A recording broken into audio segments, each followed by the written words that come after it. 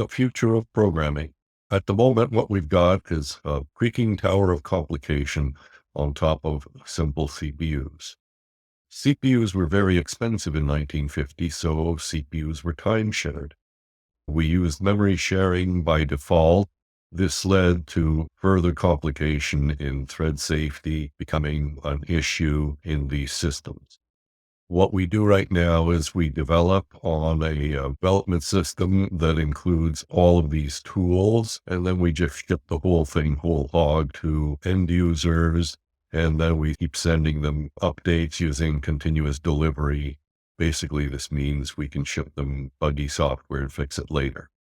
Ideally, what we would want to do is develop on a development system and then optimize out all of the development stuff and leave just the stuff that runs on CPUs, which means has to generate assembler. It doesn't need all the data structures and stuff like that.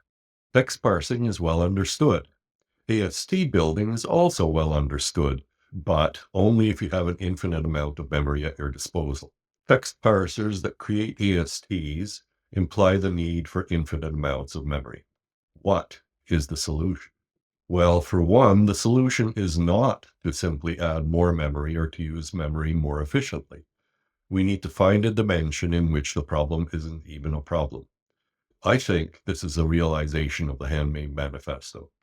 Can we solve this kind of problem by using a version of a tool that wasn't sitting on top of a creaking tower of tools sold to us by Gates, Jobs, Torvalds, who built their tools on top of creaking towers of tools, sold to them by Intel, National Semiconductor, Motorola, IBM, etc., built on top of a creaking tower of tools, sold to them by wild-eyed mathematicians who insisted on using a very expensive piece of memory real estate and calling it the stack pointer, that deep down implies blocking, which is anti-asynchronous, built on top of a tower of creaking tools, sold to them by IBM, Burroughs, etc.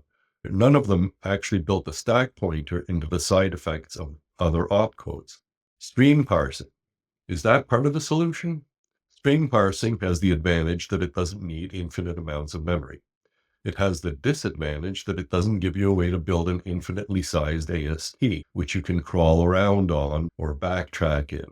Providing infinite amounts of memory is provably one solution, but at the expense of 55 million lines of code and stressed out hardware that needs MMUs, caches, and so on. Is there some other solution? I've seen whole compilers built on streaming fundamentals. For example, PT Pascal, Concurrent Euclid. They both used something called SSL, Syntax Semantic Language.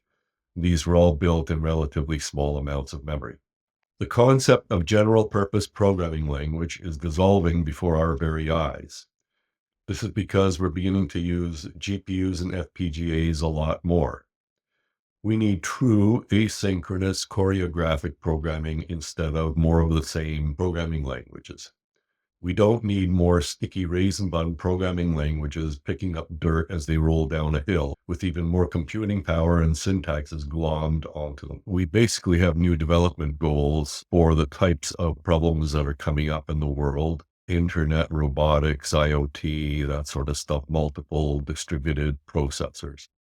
Let's imagine that we're using lots of Raspberry Pis or Arduinos or distributed computers of some sort.